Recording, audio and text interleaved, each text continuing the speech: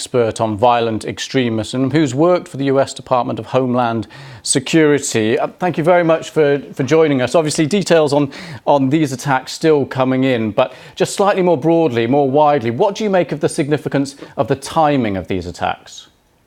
You know, the timing of these events, we just saw, 2 weeks ago, one of the most deadly attacks ever in the Horn of Africa, and particularly in Somalia history. Over 400 dead, with just countless others who are injured. This is certainly a concern for many, in the fact that Al-Shabab is gaining ground. I mean, just 6 months ago, we thought that they were on their heels more than ever. But in the past few weeks, we've even seen attacks carried about, or at least individuals naming themselves Al-Shabab, even in Mozambique. So this is a concern for the larger Horn of Africa, and certainly for the entire continent. We saw the obviously events in Niger as well, with U.S. Forces as well. And so the continent is dealing, particularly the Horn, is dealing with a very difficult time right now. And specifically on Somalia, this meeting on Sunday due between politicians to discuss issues on how to tackle Al-Shabab, presumably. What do you make of the effects of this attack on the politics in Somalia? You know, we have to recognize that the Somali government itself is doing the best they can. There was a New York Times op-ed that just came out by their intelligence service, certainly saying there's an issue and they want to do something about it.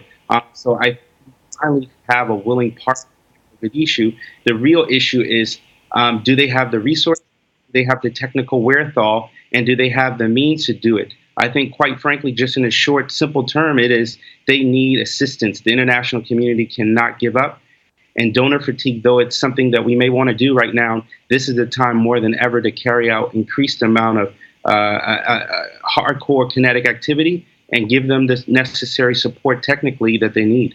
Yeah, I just want to pick you up on that. You say they need more support, and that suggests that the current strategy and the current resources just simply isn't enough.